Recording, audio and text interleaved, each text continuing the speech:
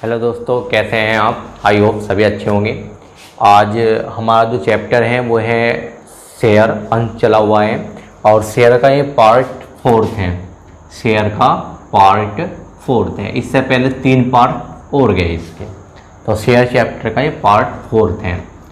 अब इसमें आज मैंने कुछ टॉपिक लिए, तो इन टॉपिक के बारे में बताऊंगा तुम्हें। मैंने साफ कर दिया, थोड़ा समझने में कन्फ्यूज ना हो जाए, तो मैंने साफ कर दिया ये 4 है। तो इसमें अब क्या पढ़ेंगे, आज कुछ टॉपिक लिए, वरना बहुत कम टॉपिक दिखाई दिए होंगे आपको, पर ये बहुत ज़्यादा बताना होगा इनके बारे में, ये क्या है। ठीक है, सबसे पहले क्या है, अंश हरण क्या है। सबसे पहला हमारा क्वेश्चन क्या है, अंश हरण क्या है।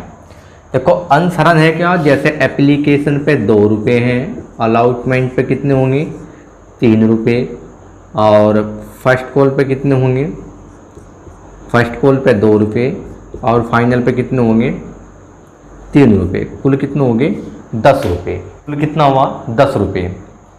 अब इसके बाद जो देखेंगे हम, तो एक अंशधारी ऐसा है जो इसका भुगतान नहीं करता, मतलब फाइनल का भुगतान नहीं करता। वो ऐसे भी हो सके इसका भुगतान ना करे, तो कंपनी द्वारा क्या कर लिया जा, उसके अंशों का हरण कर लिया जा। हरण कैसा करा जा, जो पहला पैसा दिया गया ना वो सब जब्त कर लिया जा, कंपनी द्वारा अपने पास रख लिया जा।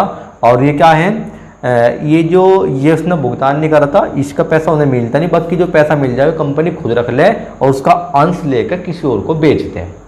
तो क्या है, जब कोई अंशधारी अपने अंशों का समय पर भुगतान नहीं करता तो कंपनी द्वारा उसके अंशों का हरण कर लिया जाता है और किसी दूसरे को बेच दिया जाता है।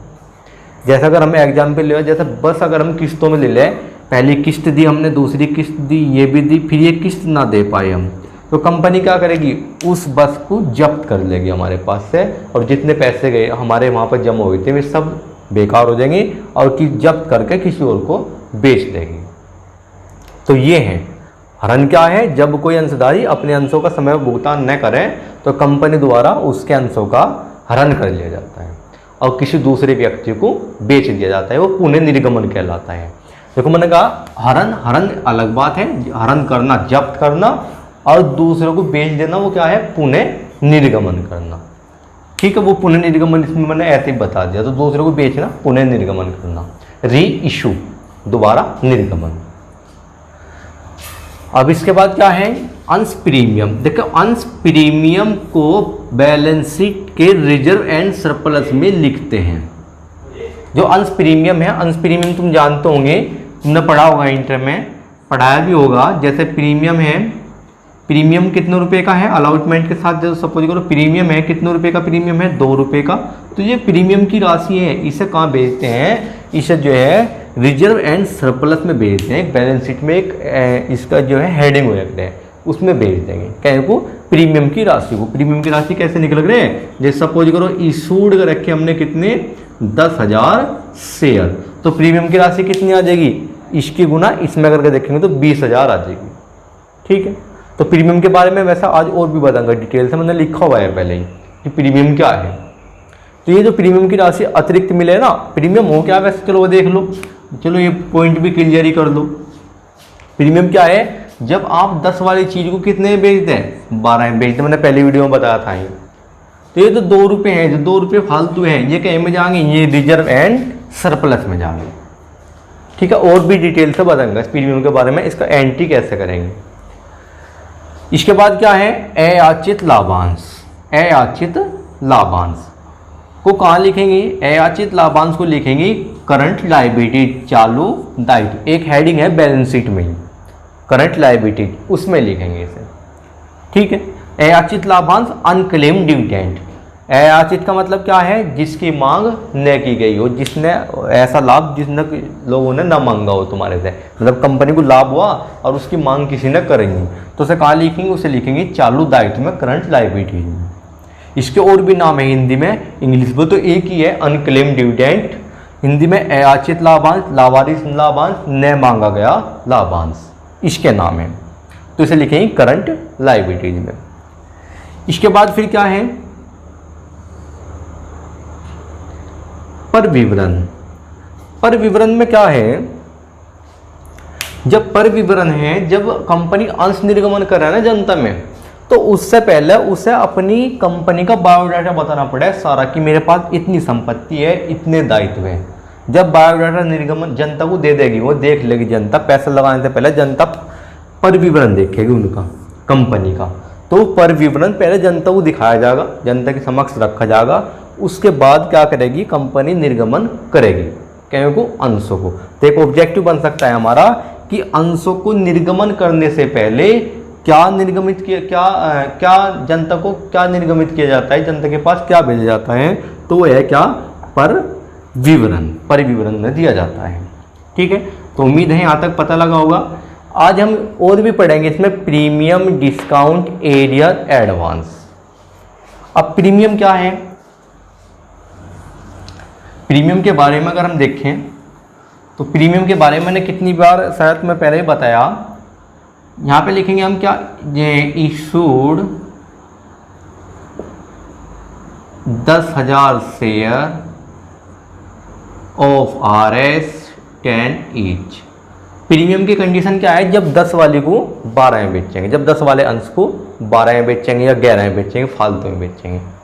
ठीक है, तो अब इसे कैसे, जैसे एप्लीकेशन पे कितने हैं, एप्लीकेशन पे 2 रुपये हैं, अलाउटमेंट पे कितने हैं, 3 रुपये हैं, 1 रुपया का है प्रीमियम का। ये क्वेश्चन में बता दिया गया। ये तुम्हारा इंटर का शेयर नहीं पढ़ा तुमने तो तुम्हारी समझ में शायद ना आए, तो शेयर इंटर का पढ़ना जरूरी है।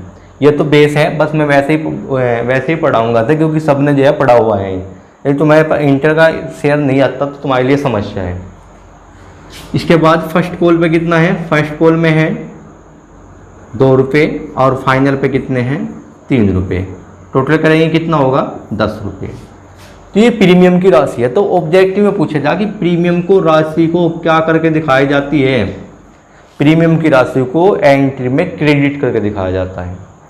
और कौन सी एंट्री में दिखाया जाएगा, मांग वाली एंट्री में। कैसे दिखाओगे मांग वाली एंट्री में, देखो उसकी मांग की जब एंट्री करेंगे, ड्यू की जो एंट्री होगी वो क्या होगी, शेयर, अलाउटमेंट, अकाउंट डेबिट और टू शेयर कैपिटल अकाउंट और टू शेयर प्रीमियम अकाउंट। ये है प्रीमियम अकाउंट। तो इसे क्या करके दिखाया हमने, क्रेडिट करके दिखाया। ये क्वेश्चन में पूछा जाएगा। ये पूछा जा सके कि इसे ड्यू की एंट्री में करेंगे या फिर रिसीव की एंट्री में करेंगे, इसे ड्यू की एंट्री में करेंगे। क्रेडिट करके दिखाओगे, ये ऑब्जेक्टिव पूछेंगे। तो क्रेडिट करके कितना दिखाया आपने, कितने रुपये आ जाएंगे क्रेडिट, 1 की गुना इसमें करेंगे तो कितना आ जाएगा 10,000। और यहाँ कितना आ जाएगा कैपिटल के सामने, 3 की गुना इसमें करेंगे कितना आ जाएगा 30,000।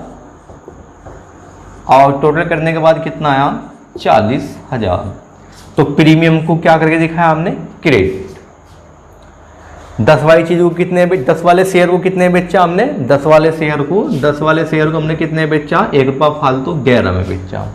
अब एक कंडीशन ऐसे भी आवे जब 10 वाले को कितने बेचेंगे, 9 में बेचेंगे, 10 वालों को 9 में बेचेंगे, तो वो क्या है, डिस्काउंट है। उस कंडीशन में क्या होगा, उस कंडीशन में ये होगा कि यहाँ पे क्या होगा, यहाँ तो हो जाएगा 2, टोटल करेंगे कितना मिलेगा हमें 9, और 1 रुपया कहेगा चले जाएगा हमारा 1 रुपया डिस्काउंट का।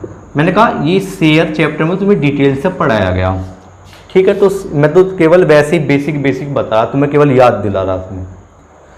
तो अब क्या है इसमें, इसे भी क्या करके दिखाएंगे, ये तो नुकसान है कंपनी का, तो कंपनी के जितने भी नुकसान हो रहे हैं वे डेबिट कर रख रहे हैं।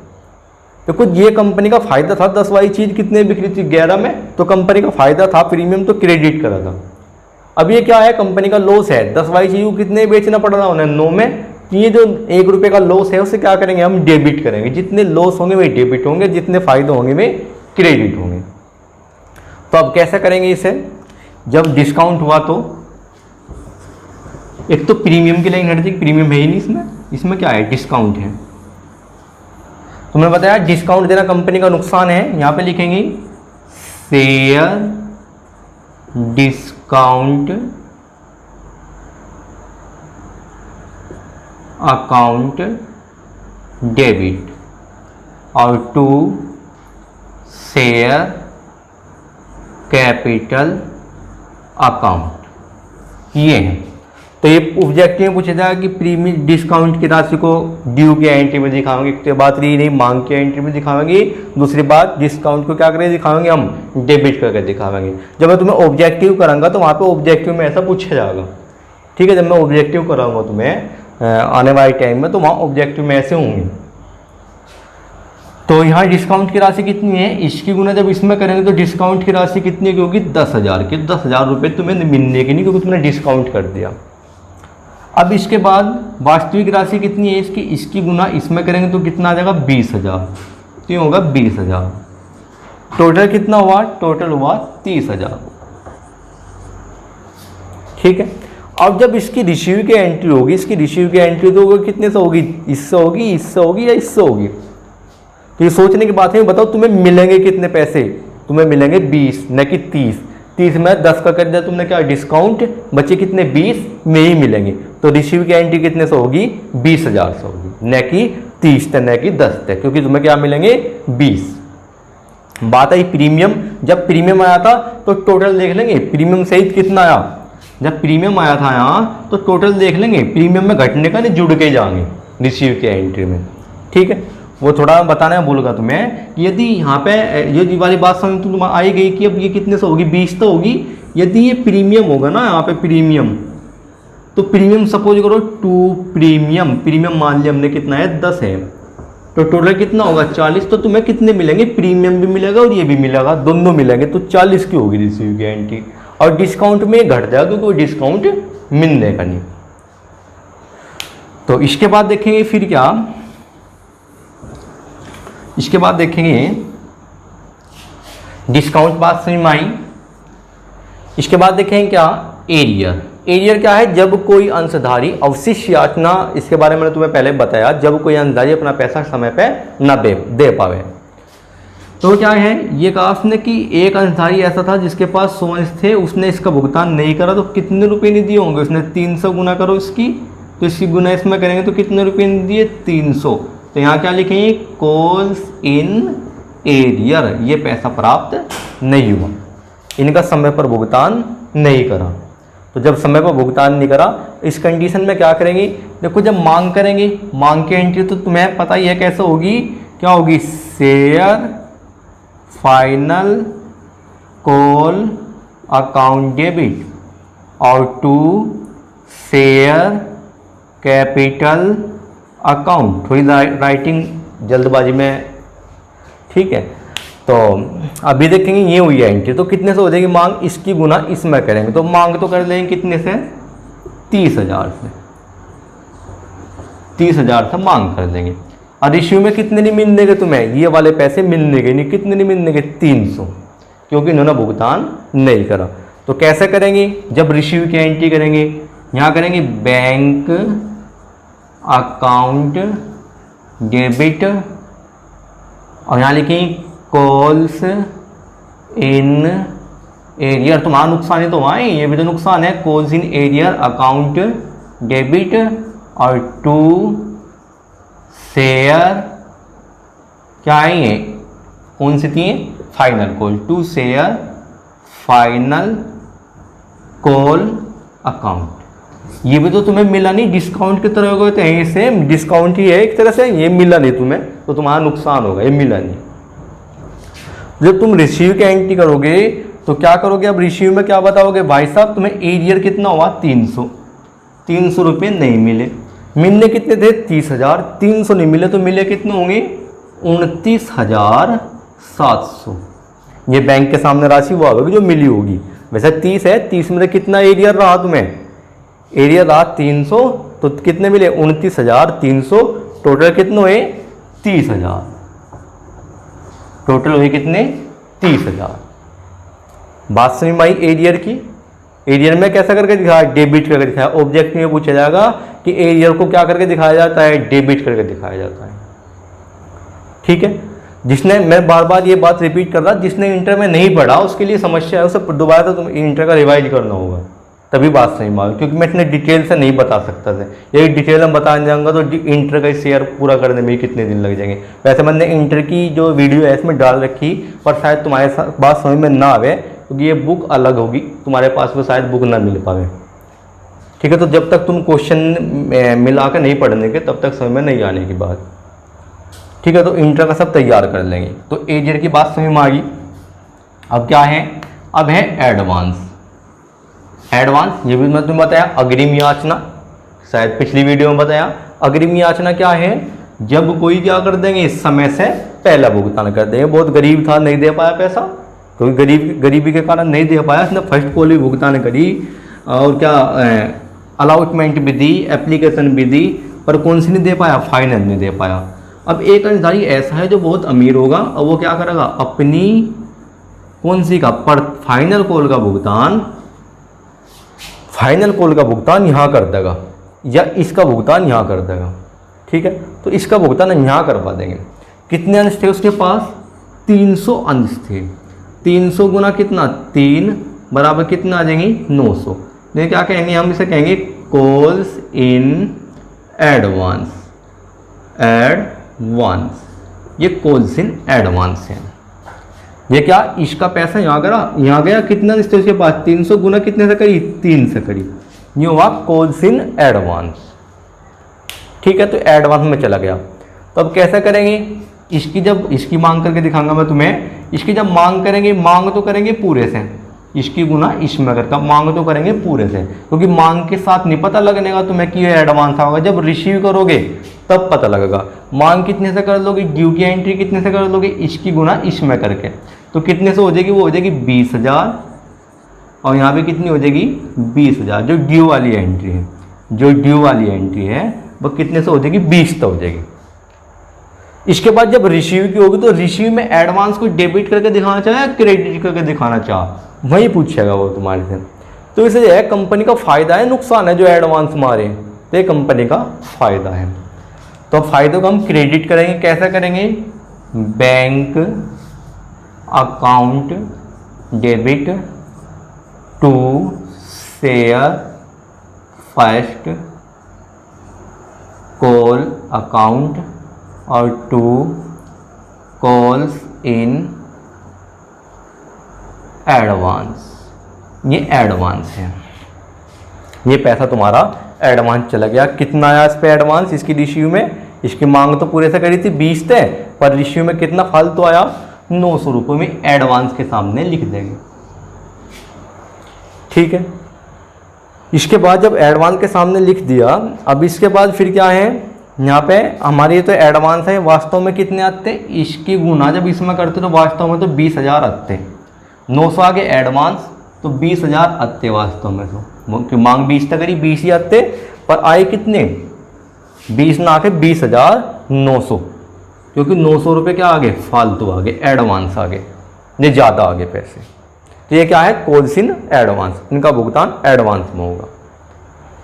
अभी इसके साथ साथ और देखेंगे क्या, तो एडवांस हुआ। अच्छा, मैं तुम्हें हरण के बारे में अभी बताया था, एडवांस यहाँ तक कंप्लीट कर दिया मैंने, ठीक है। तो ये बात सब समझ लेंगे। यदि तुम्हारे पे इंटर का वो बार बार रिपीट कर रहा है, मैं इंटर का नहीं आता तो फिर समस्या है, तुम समझ नहीं पाने के वो क्या पा रहा।